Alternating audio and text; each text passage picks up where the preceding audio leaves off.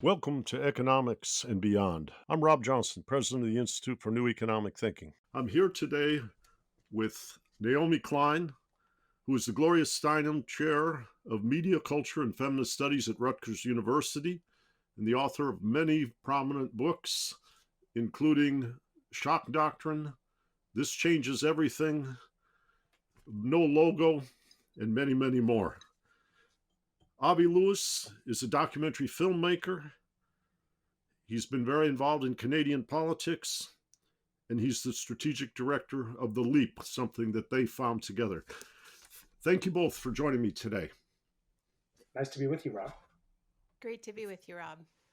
And we should admit that we're in the same house for transparency. That Avi and I are at different microphones in the same house in isolation because we are married. In a long, that's right, long-term sharing husband and wife. Yeah, in a long-term sharing of germ biomes. Yes. Very good. And so we're talking now here in early May, at the time where the pandemic related to COVID-19 is all around us. And I'm curious, how do you see what's unfolding and what is the call to action that we should do?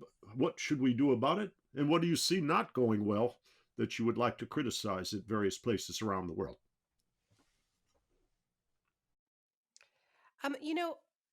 Rob, Avi and I have been working together officially. Like we've always collaborated.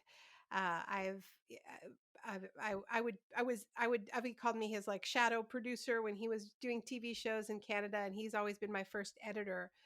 But when I wrote This Changes Everything, the book about climate change, we decided to kind of formalize the collaboration, and Avi made a documentary film alongside the book. And ever since we did that, ever since we both immersed ourselves in the climate crisis, we have been thinking together and collaborating on how we move the needle to the point that we get the structural change that at scale that we need, and that's why we co-founded the group The Leap, that where Avi works full time, which is really about how we win a Green New Deal. Um, and so I would say, like in the midst of the pandemic, that we have a division of labor in our home right now, where Avi has been focusing on the good stuff, like how we actually win the transition that will keep us safe in the long term. Um, but I have unfortunately been dragged back into shock doctrine, disaster capitalism territory, because I feel like if we don't win the battles um, uh, uh, uh, against the sort of corporate predators who are moving in this moment to push a really dark future, whether it's a kind of techno surveillance state or doubling down on fossil fuels or both, then we blow our chance of winning a Green New Deal. So, look, I have you covered on the bad stuff, and Avi's been working on the good stuff. If that We can helps. we can ping pong on the hope to despair axis. Yeah. How depressed do you want to get? I guess Well, my own I'm down in the inclination. basement here. Yeah, my inclination is to get very depressed and then have Avi come to the rescue and have us send off our listeners That sounds like in a joyous and with great conviction that we're going to get over this at some point. It's a classic arc, Rob, and I think your Yeah. your movie background is showing. I think we can execute a 3-act structure here beautifully. I just want to say it at the beginning that Rob, you're an important interlocutor for both of us. It was in 2009, I believe, if I recall correctly, that I convinced you to get on the Coney Island roller coaster with me.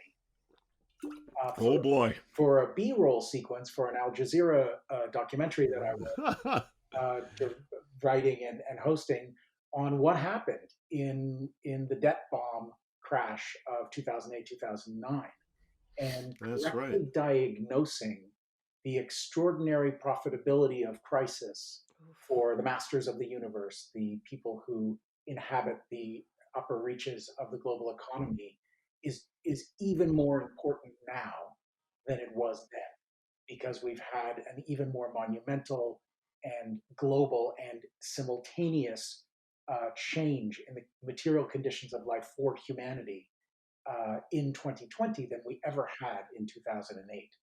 And so what happens next, I think, is likely to be more dramatic. And that's also in support of some of Naomi's really important new research on the different players in the corporate world who are perfectly poised to reshape the policy environment and the economy of the world in the phase that follows this crisis. And I think our responses and the openings and opportunities have to be correctly calibrated for the crisis as well. So let's get into disaster capitalism 2020. Yeah. Yeah. So Naomi, where do you see the fault lines, the structural impediments, and in the shock doctrine sense, who's got an evil plan that needs to be thwarted? Ooh, okay. Well, great question, Rob. Look, I mean, I think that we've got some overlapping plans, and some of them are really dusty and moldy and have been around for a long time, but are nonetheless being advanced in this moment. And these are very familiar, like, pretty much hackneyed um, plans to deregulate, to starve the public sphere, um, to attack social security, to save big businesses from their own failings and package it as a COVID bailout. And we see this particularly with fossil fuel companies right now. But look, the Trump administration is doing all of it.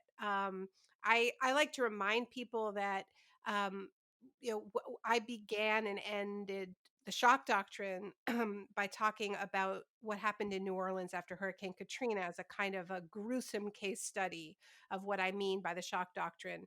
And I tell the story of this meeting at the Heritage Foundation, um, where all of the so-called free market think tanks gathered together under the auspices of the Republican Study Group to come up with what they called free market solutions to Hurricane Katrina and high oil prices.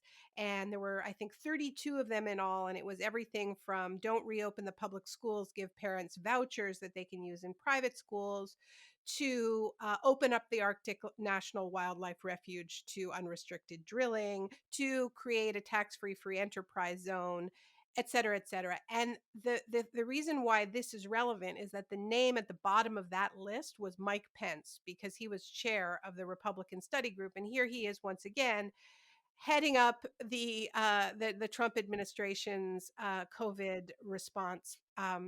And we are seeing all of those old bad ideas reemerge. And we're seeing, a suspending of EPA regulations. We're seeing a bailout for every dirty business. And we are seeing a deliberate starving of the public sphere at the state level.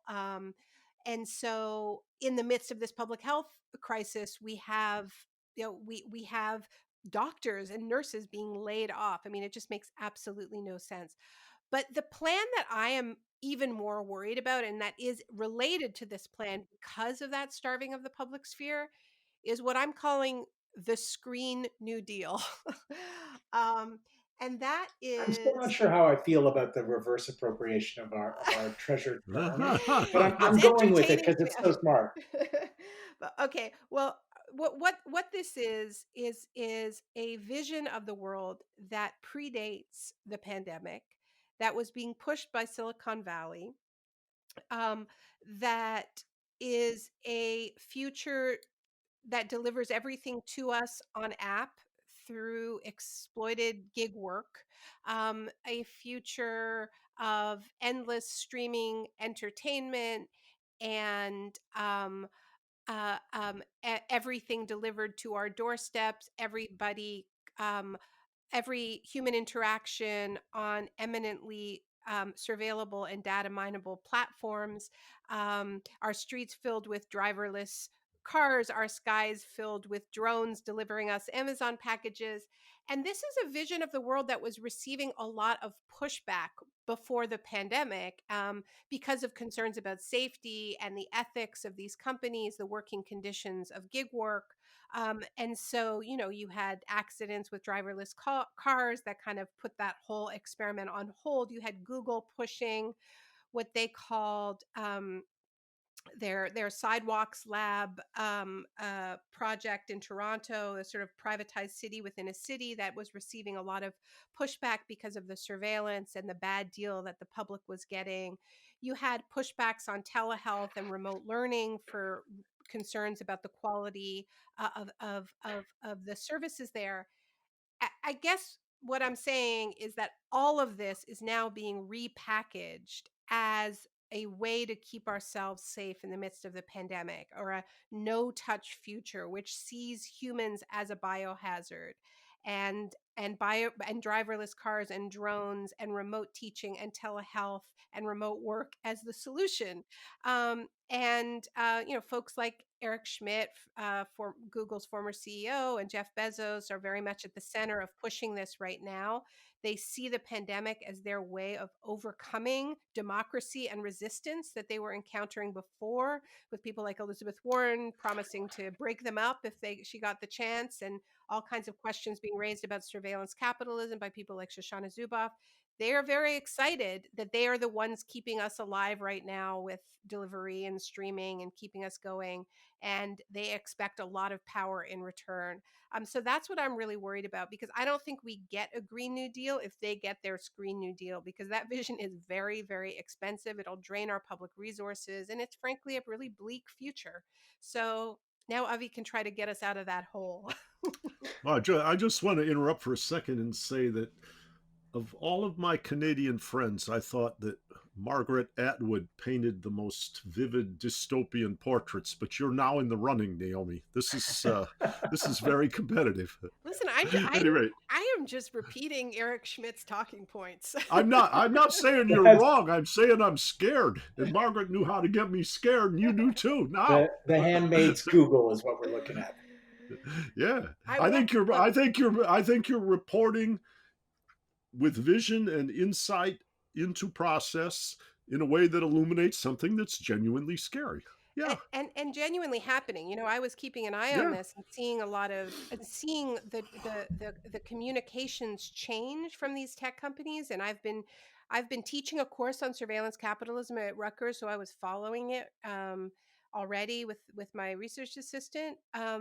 But just, I don't know when this will air, but just yesterday, that yesterday being May 6th, Andrew Cuomo announced a partnership with Eric Schmidt, and he put him in charge of the Blue Ribbon Commission that will decide how New York is going to reopen. And basically, Cuomo offered up New York as the laboratory for the future that I just described. And they talked about telehealth and remote learning and remote work, and believe me, you'll be hearing a lot about smart cities, and that this is the plan, and it isn't a secret. Wow, wow.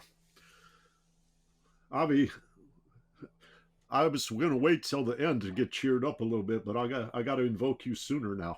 I think ping ponging is smarter. Otherwise, by the time Naomi's done, we will just be on the floor in fetal position.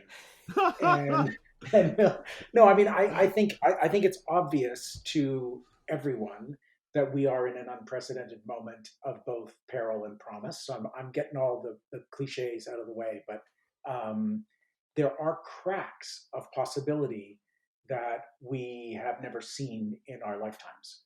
And they owe a huge amount to the political movements and the opening of political possibility in the policy space and in the political imagination, particularly in North America, but also in Europe and to some extent other parts of the world, that was happening before the pandemic.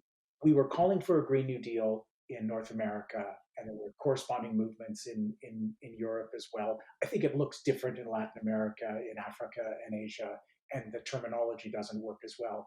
But the Intergovernmental Panel on Climate Change, the scientists who advise the world's governments on on the climate crisis, had already said a couple of years ago now that the only way we can keep temperatures to a safe level, and this was the famous report that made clear the necessity of a 1.5 degree temperature rise as the safe limit for humanity, would require rapid and unprecedented changes in every aspect of society. That's what the science was telling us 2 years before this crisis descended.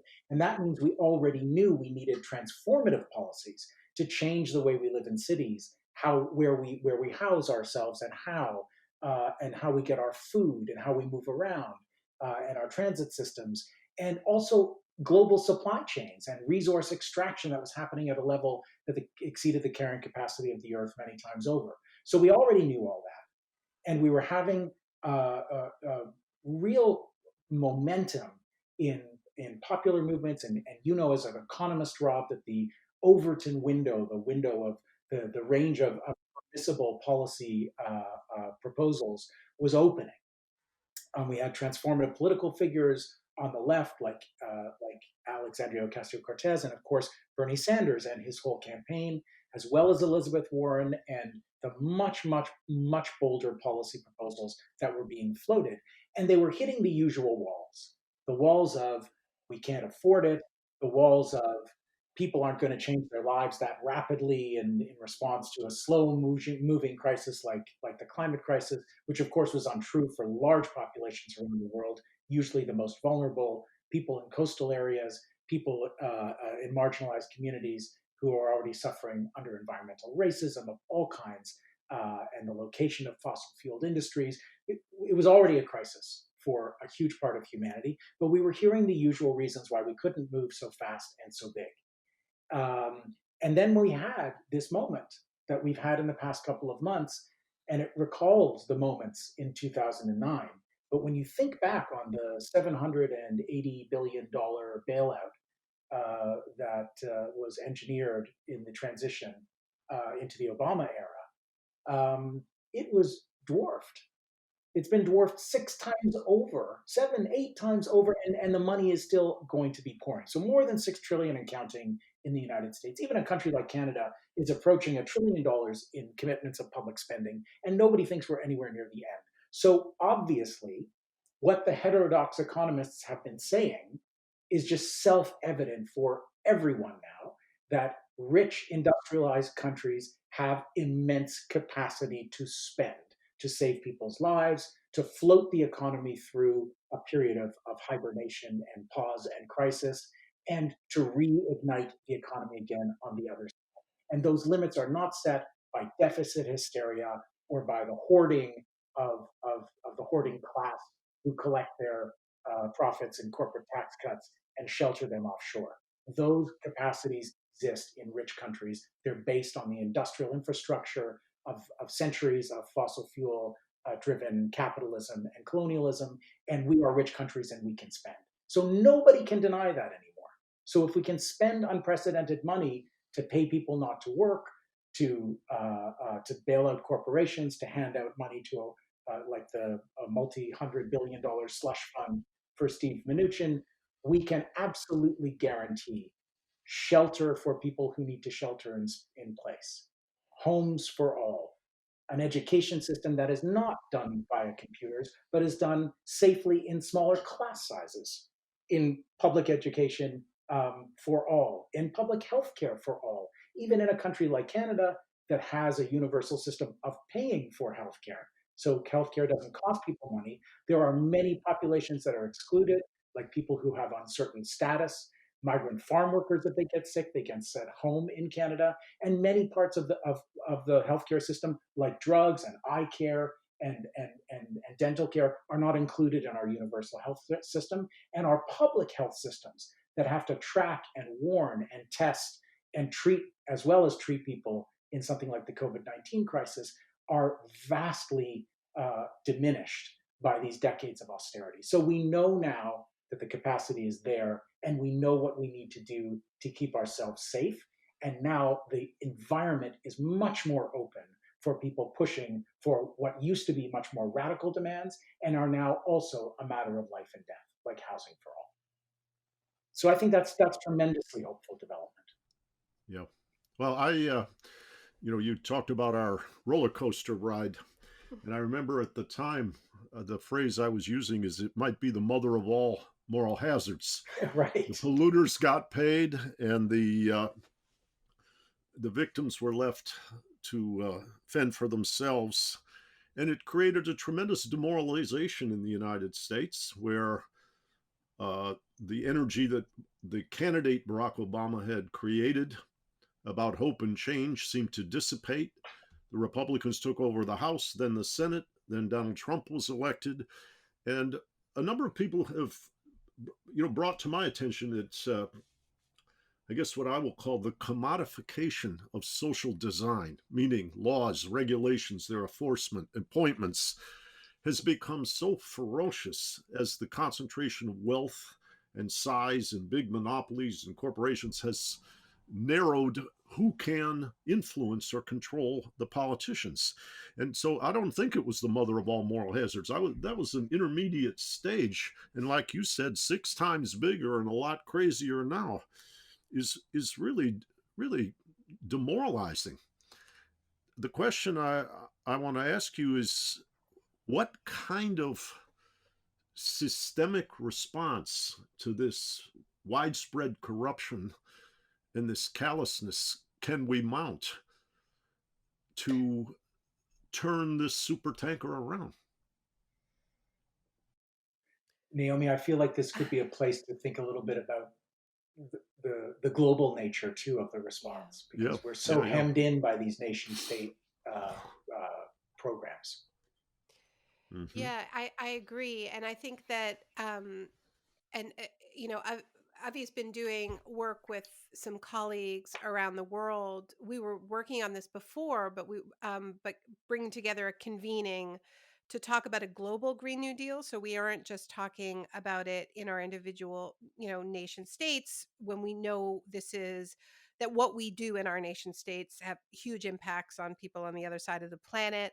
And the north south injustices built into the climate crisis, and too much of the talk had been in the north without input from the south, and had been overly nationalist. And I think one of the hopeful things about there's a few things that I'm taking hope from right now, in this moment, which, as you say, I mean, there's lots to be terrified about. One is, um, that unlike in 2009, um, we are not just saying no to the shock doctrine. We are not just saying no to the austerity that was being, um, imposed on working people and laid off people and pensioners and students in the aftermath of the 2008 meltdown, and the cries went up around the world, we will not pay for your crisis. But what we didn't have in those key years was our own plan for how to get out of crisis. And you had individual sort of intellectuals putting forward ideas, but you didn't have mass movements championing those ideas. I remember Avi and I were in Greece in 2010, and we both met with Alexis Tsipras and actually interviewed him for the documentary for This Changes Everything. And I had an argument with him privately where I was asking him, why aren't you proposing a pathway out of crisis that is also a solution to the climate crisis, that brings together the ecological and the economic crisis? Why are you just sort of saying no to the austerity? And he said to me, literally, in this moment, we believe that no is enough. And that's why I called my book No Is Not Enough, because I really do believe that it isn't enough. And so, what I can't tell you how many groups we are, collaborating with, who are all running different iterations of a people's bailout, right? Of understanding, like, we have to have our own pathway out of crisis. Um, so I think that that's a big shift.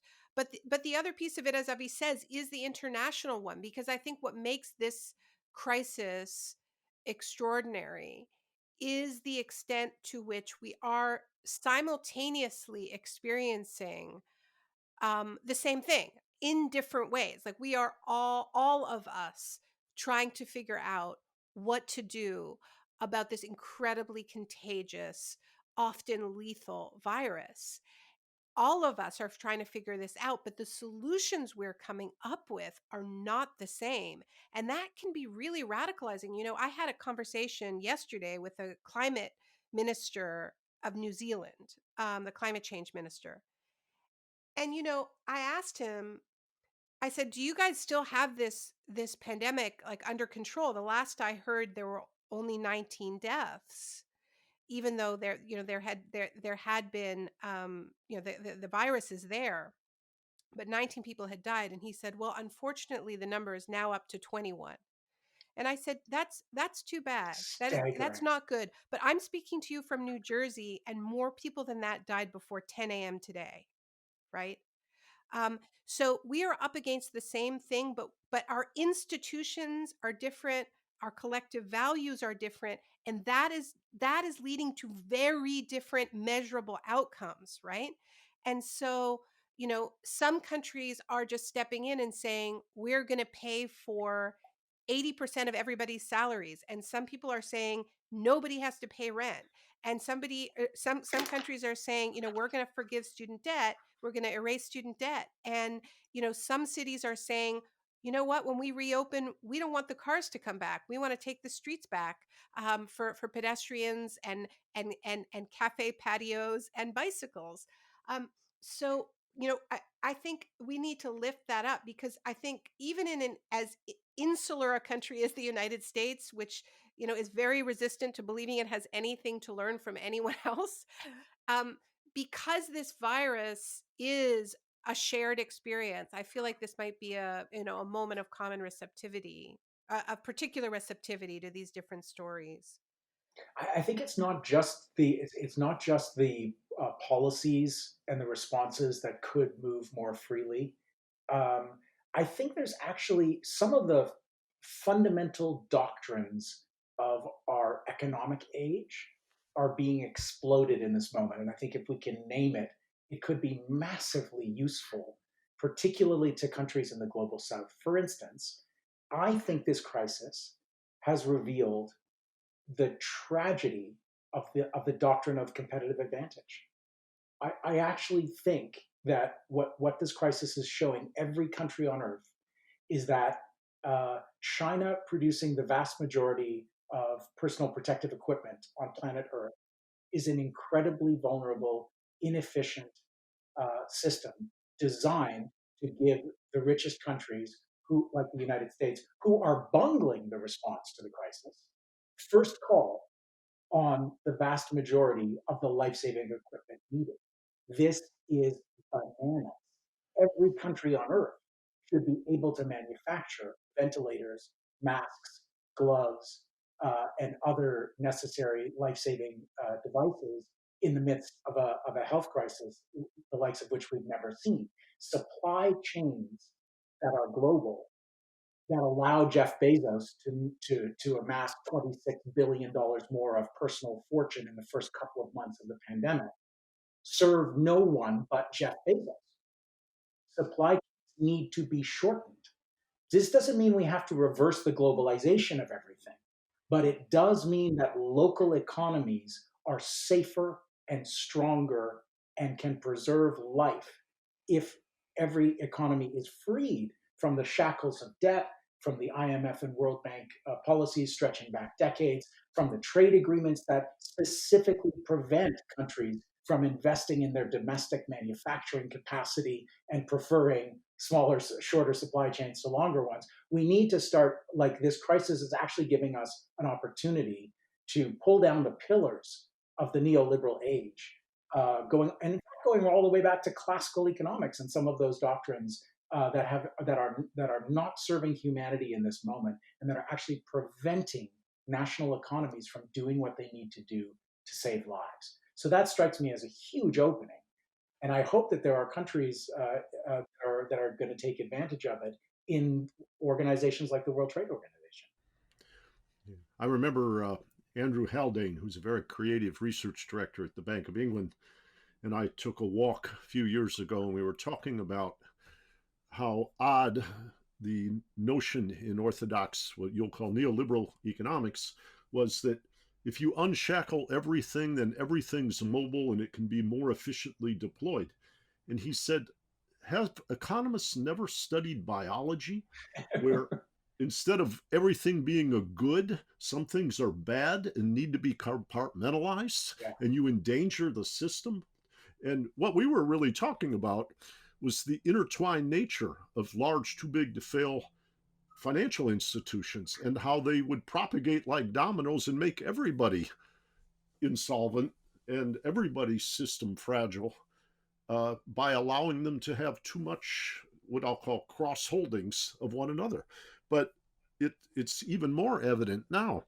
What I find fascinating, and I'm turn this into a question, is when we talk about the nation state and we talk about globalization. I heard you say earlier, Avi, that people can keep their money offshore. It used to be called tax evasion, then they made it legal. Now you get all these sermons about how we can't afford it because we don't have the tax revenue because we let the most powerful people hide it wherever they want on the planet. And the Panama Papers were a nice unmasking of that little dimension. But then there's the other side, and Naomi, I'm sure you're quite tuned to this, which is we need collaboration across national governments vis-a-vis climate deterioration, because how would I say, it's not within the domain even of a large country like the United States or Germany or the EU to be able to control their outcomes. And many are talking about the deterioration of US-China relations right now. That's a rather fierce and ugly dynamic. That's not going to help with climate change. So at one level, is the nation state, the Treaty of Westphalia, dead? Because all kinds of factors like technology and finance can fly all over.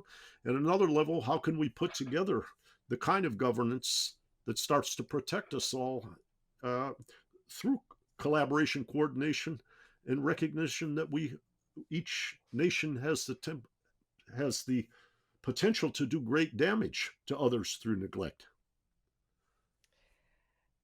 Well, I mean, there's no doubt that the biggest crises we face, we can only confront together, and a pandemic's among them. And there was a brief moment where it seemed like there was a renewed appreciation for multilateralism, and there was um, suddenly people were talking about the World Health Organization as if it mattered in the United States, and and then in no time, you have this outrageous attack on the World Health Organization by the Trump administration.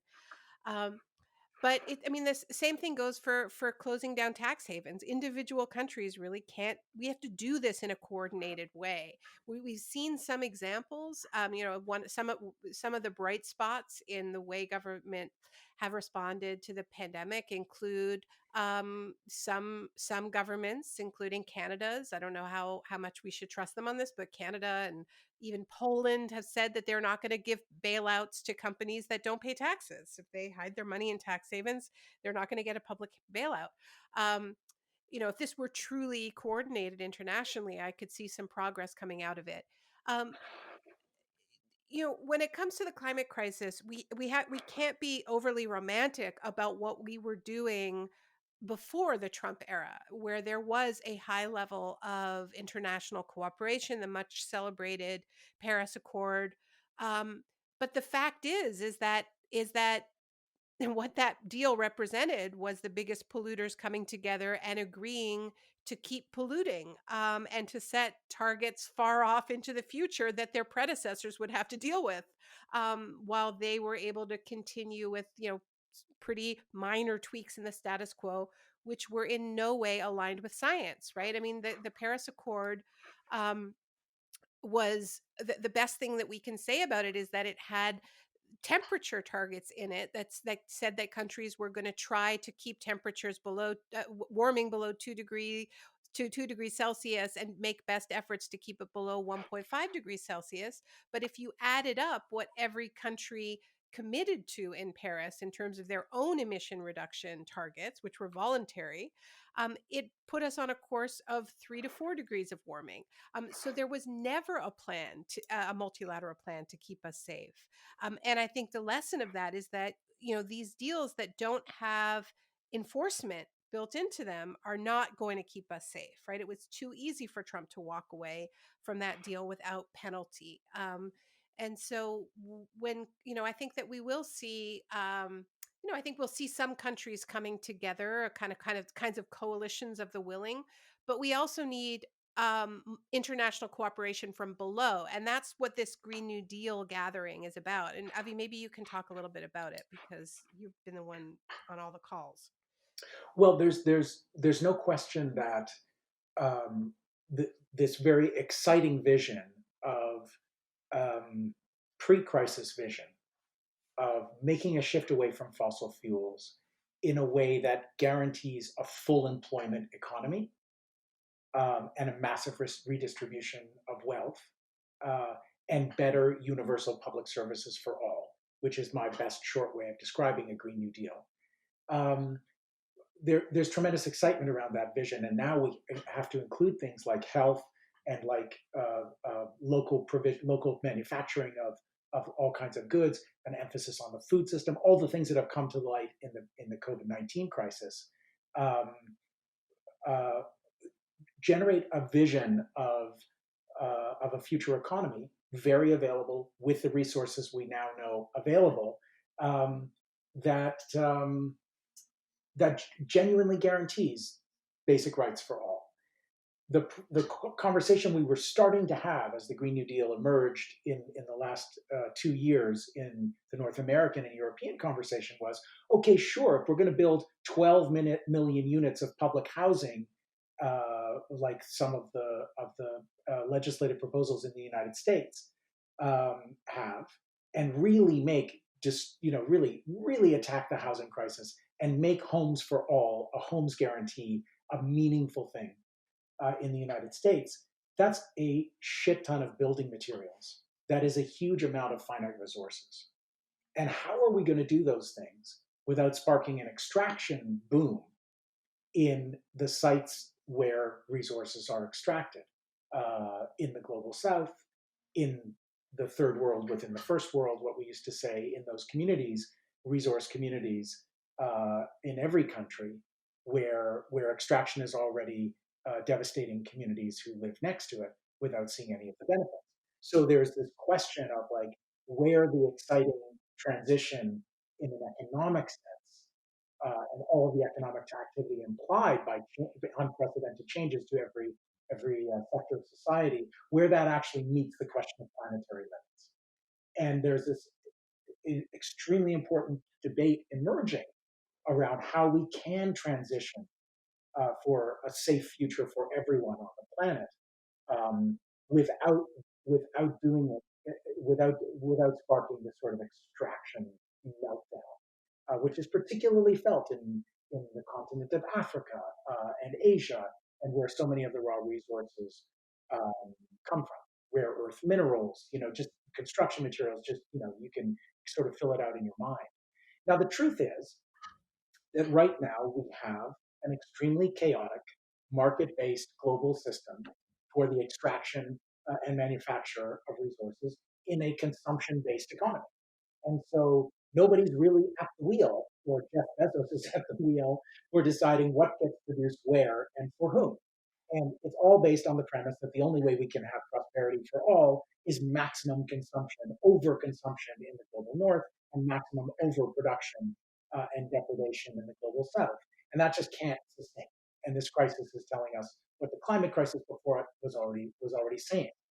The truth is that if we had public procurement, if we had services and programs like Homes for All guarantee in the United States run on a public basis, you actually can have supply chains which are right now fueling consumption and fossil fuel use, which could be redirected in a sustainable way using more sustainable materials, guaranteeing better work and safety protections at the site of extraction, more local benefits in the countries from which finite resources are extracted, you can have in a public procurement process with governments speaking to each other and working out a rational way to use those resources, you can have a massive transition on planet Earth that also starts to guarantee homes for all in the global South at the same time as it does for the vast majority of people in the global North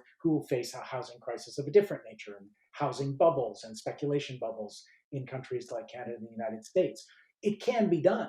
We are already consuming finite resources at a furious rate on planet Earth. We could lower the extraction and consumption of those resources if they were rationally allocated.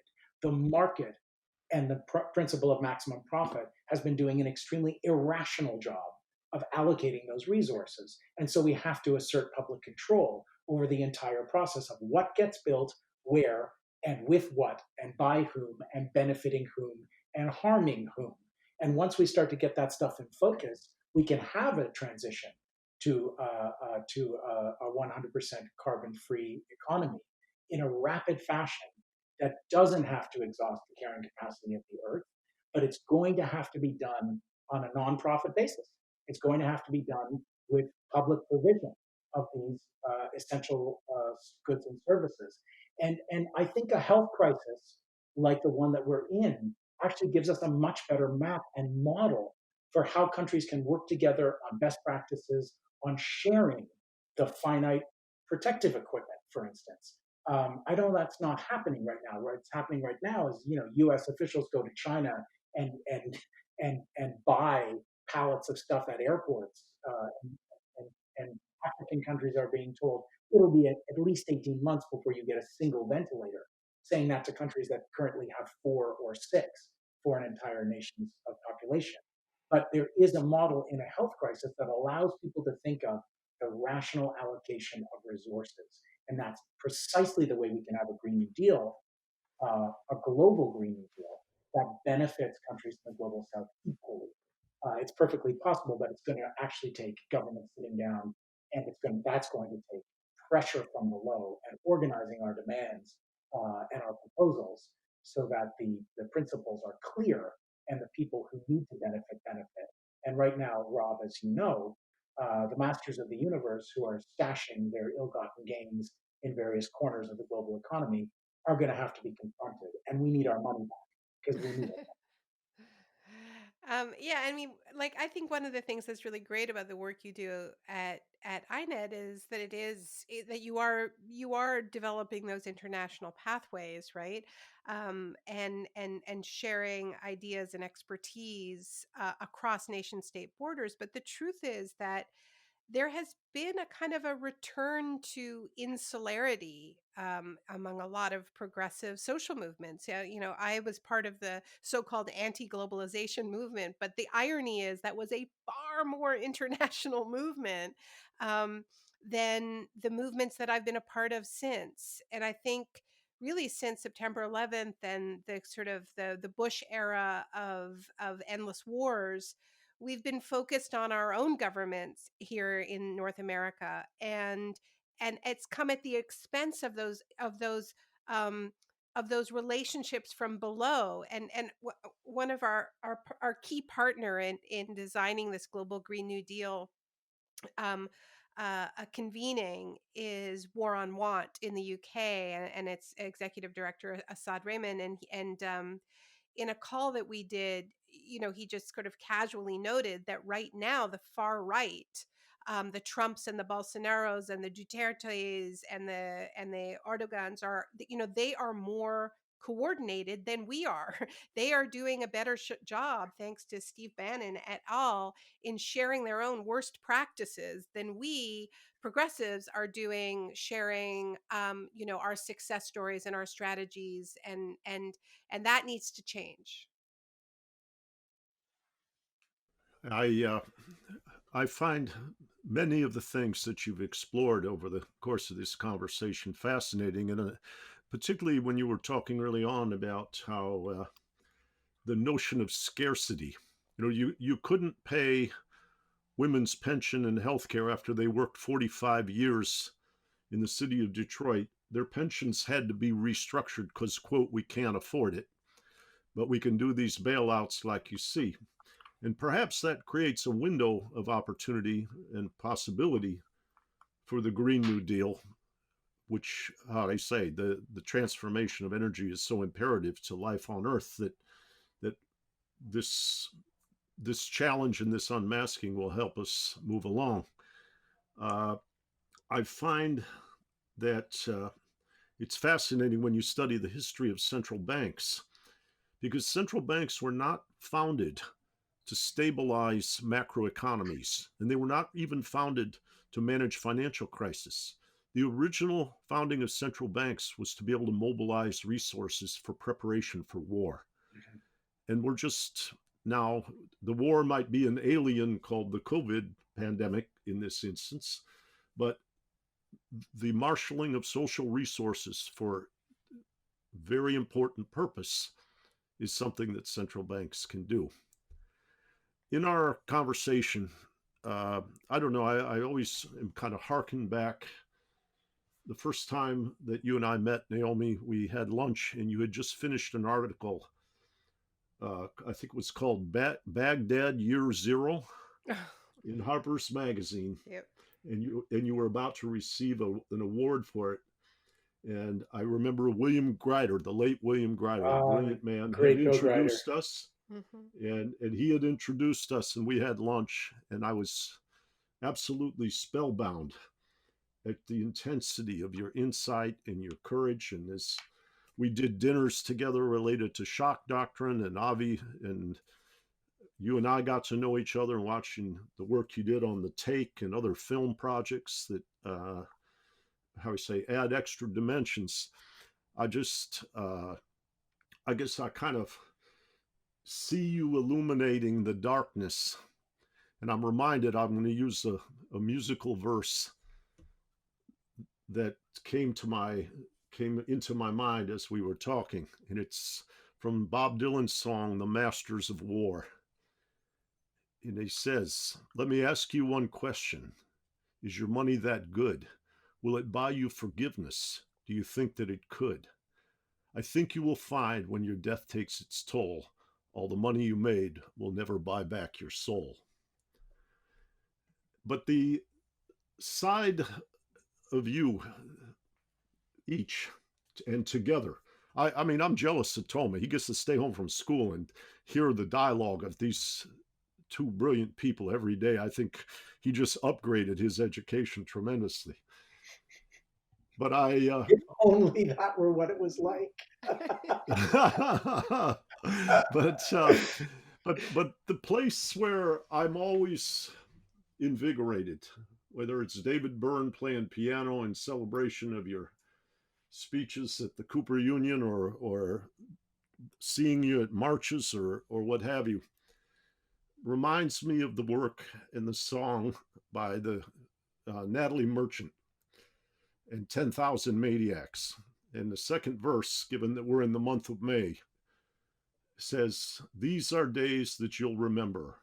And when May is rushing over you with desire to be part of the miracles you see in every hour, you'll know it's true that you are blessed and lucky. It's true that you are touched by something that will grow and bloom in you. It goes on, they go on to say, these are days that you might fill with laughter until you break. You might feel a shaft of light across your face, make its way across your face. And when you do, you'll know it was meant to be. You'll see the signs and know their meaning. It's true. You'll know what was meant to be and hear the signs and know they're speaking to you. The two of you, in many ways, feel to me like a miracle. And you have been touched by something. And the things that you illuminate are the basis of hope. And I know, Naomi, I teased you a little bit about Margaret Atwood, but between the two of you today, I'm more hopeful because you're taking off the mask, and you're relentless, and you're moving forward. And I think we should all take heart and let the, like they say, that hear the signs and know they're speaking to us, and those signs come from you. Thank you both for joining me. I hope we can get together in a couple of months and revisit these issues, and please keep us informed about The Leap, your films. I have 11,000 members that are quite active in our Young Scholars Initiative, and we'd love to introduce them more and more, not only to your work, but to the example of your two careers. Thank you. Thank you so much, Rob. It was such a pleasure to have this visit with you. And I just want to say that the work of heterodox economists, of progressive economists, of people who got into this field because they wanted to build a better world and give people the tools, we have never needed you more to use your expertise to expand our sense of the possible and to keep that window that you talked about open for as wide as possible, because my God, there are people who want to slam it shut now that they just raided the bank. I think we've all been thinking about what's essential. What is an essential worker? What is most important? What do we need to live? And Rob, with those beautiful quotes from great songs, and as Naomi said, the work that you've been doing in economics. Why is the point of the economy not to give everyone what is essential for life? Like, I think we have some real moral clarity in this moment, and conversations like this really spill the light all over it. So thank you. Well, Martin Luther King once said, "We all came in on different ships," and he was referring to slavery, "but we're in the same boat now." And it's my feeling that while we might not be in exactly the same boat now, there's still a lot of inequality in relation to the dreadful pandemic playing out. We have a common challenge, and perhaps that can help us weave society into that awareness and start using the economy again as a means to an end, not as a deity to be worshipped and to defend by subordinating people in their needs, and create a broader prosperity. Amen to that. Thank you, Very Rob. good. Thanks, Thank you Rob. both. Great We'll pleasure. talk again soon. Okay, Bye bye. Yeah, thank you so much. And check out more from the Institute for New Economic Thinking at ineteconomics.org.